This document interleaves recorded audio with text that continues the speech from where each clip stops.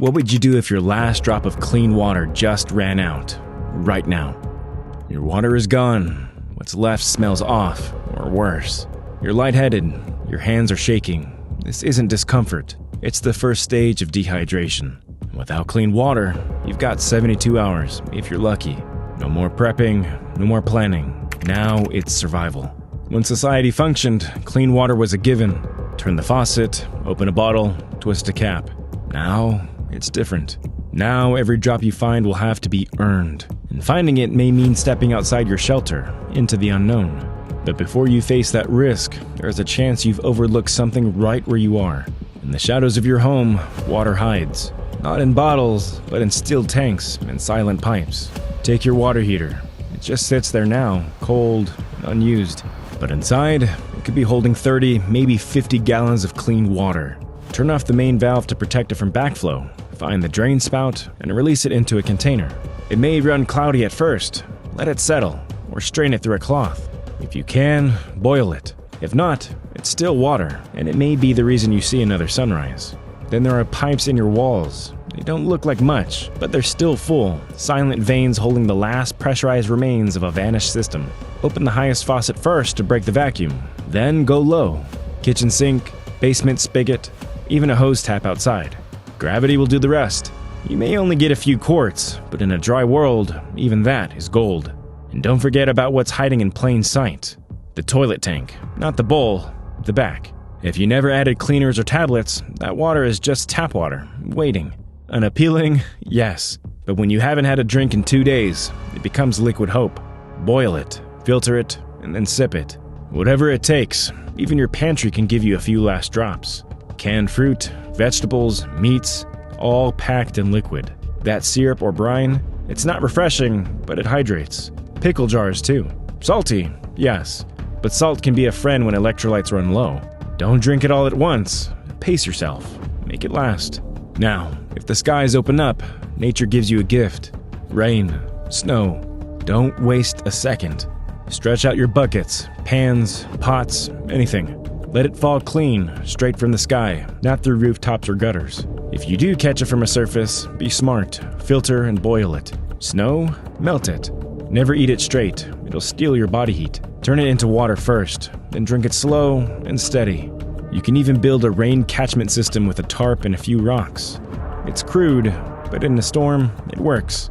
And that might buy you another day. But make no mistake, this is temporary. Every hidden source you find inside will eventually dry up. You'll get one more gallon here, a pint there, then you'll face a new reality. You have to leave. The moment you step outside, everything feels heavier. The silence isn't peaceful, it's watching you. You're not just thirsty anymore, you're exposed. Every step could lead to water or to something far worse. But standing still is no longer an option. Before you move, you prepare. Containers, anything that can hold liquid, bottles, jugs, buckets, pots. Cover your mouth if the air feels wrong. Take protection if you have it. You're not the only one out there who's desperate. Stay low. Stay quiet. Don't be seen if you don't have to be. Water isn't just survival now, it's a source of conflict. But you can't let fear stop you, because somewhere out there, the next sip exists, and your body is begging you to find it. Start with nature. Streams, creeks, lakes, rivers. Even a muddy ditch could hold life-saving moisture. Use your memory. Water flows downhill. Search valleys, low ground, follow the birds. But never trust the surface. Crystal clear or not, natural water can hide death inside of it. Bacteria, parasites, chemicals. You don't see them, but they're waiting. Assume everything out here is dirty. Treat every source like it's contaminated, because it probably is. We'll talk about purification soon, but first, you have to find the water. Look for puddles, rain runoff, concrete dips in parking lots, the corner of a sidewalk. Birds know where to find the water is, so do insects. Where they gather, there's something worth investigating. If the puddle's too shallow to scoop, soak it up with a cloth, then wring it out. It's slow, but slow still beats empty. In cities, the hunt gets stranger. Think spigots, hose taps on the sides of commercial buildings. Sometimes they still hold pressure, and sometimes not. Most are locked or missing handles, but if you have a Silcock key, you can open them. If not, maybe pliers or a screwdriver will do. Water might come out in a trickle, or it might surprise you. Don't waste a drop. And again, don't trust it. Purify it later. And fire hydrants? They're not your first option. They're dangerous. High pressure, special tools, and if the grid's lost all pressure, they'll be dry anyway. Don't risk it unless you know what you're doing. Now, think about places people don't look. Pools, hot tubs, fountains, golf courses, retention ponds behind buildings. That water's probably full of chemicals or algae, but in a pinch, you can clean it. Boiling helps, charcoal helps more. It won't be perfect, but it might keep your heart beating.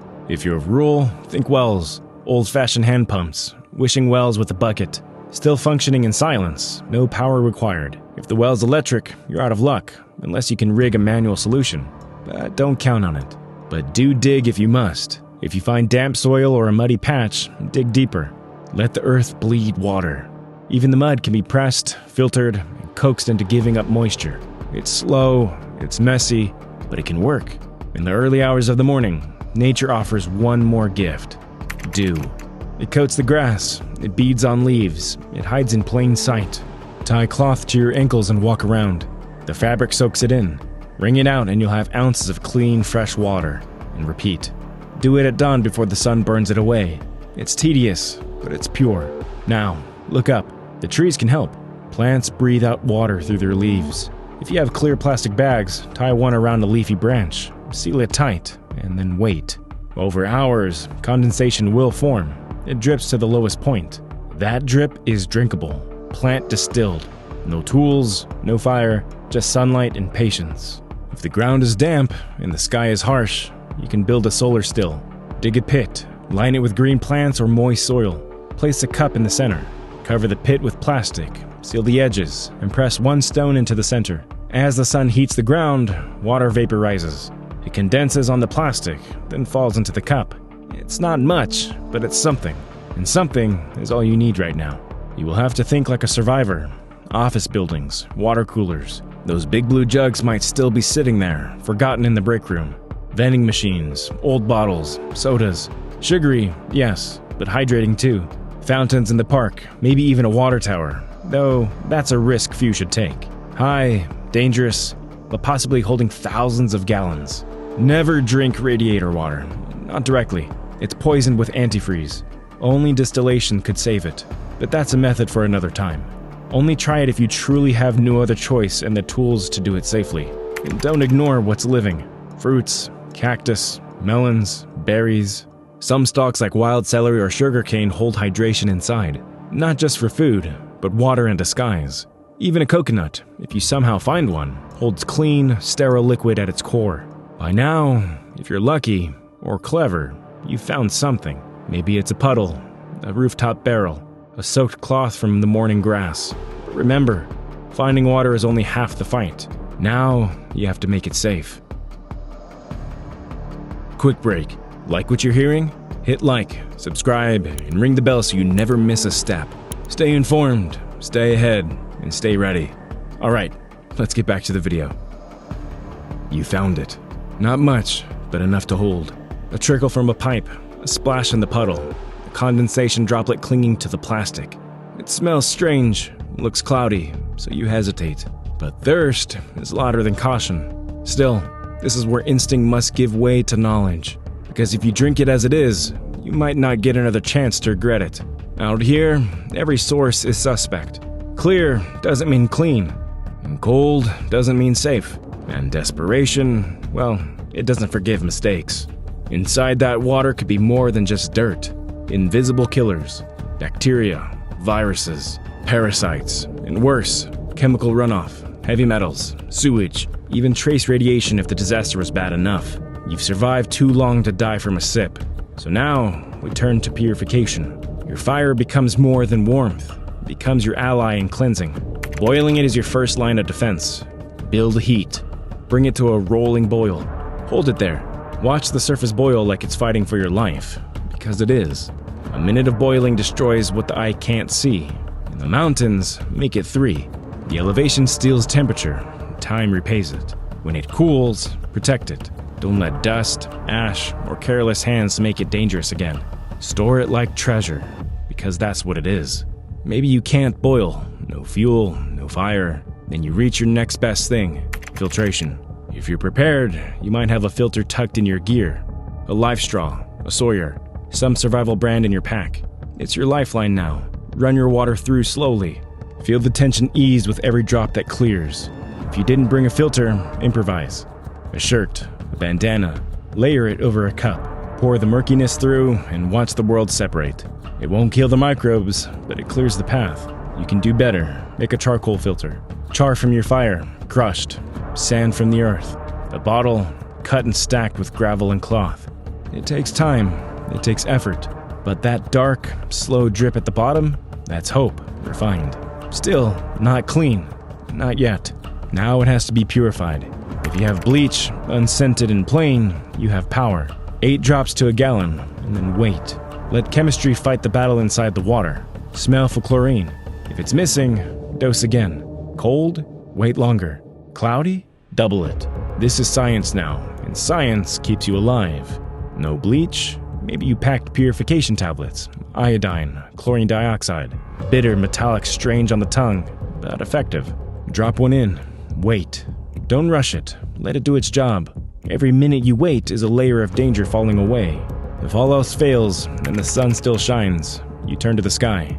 Fill a clear bottle. Lay it flat on metal or rock. 6 hours in sunlight. Let the UV do what fire cannot. It's not perfect. You won't touch chemicals, but it will kill the living threats, the germs, the parasites. And sometimes, that's enough. And then there's distillation. The most thorough, the most patient. Boil the water, catch the stream, collect the drops that fall. What you catch is clean, pure, stripped of toxins, stripped of salt. But it takes heat, it takes time. And not everyone has that luxury. In a collapse, time is water. But sometimes you do all you can. Filter, then boil, or filter, then treat. 2 steps are always better than 1. You're not gambling, you're building certainty, 1 layer at a time. Even now, as thirst presses in and judgment begins to blur, there's danger in old advice. Not from the elements, but from the things we think we know. They say snow is water. Just eat it. It'll keep you alive. But snow pulls heat from the core of your body, cools you faster than it hydrates you. And when your body's already shivering, 1 mouthful too many could push it past the edge. They say urine is sterile, that you can drink it if you're desperate. But urine is the waste your body is trying to get rid of. The salt, the toxins, the acids. What goes out doesn't come back clean. And the more you drink it, the faster your organs spiral into failure. It's not recycling, it's sabotage. They say a stream that runs clear must be safe. But parasites don't cloud the water. Bacteria doesn't have a color. And chemical runoff has no smell. The clearest stream in the forest might still carry the worst death of all, one that takes days to show itself and weeks to forgive. They say all filters are good enough, that any brand will do.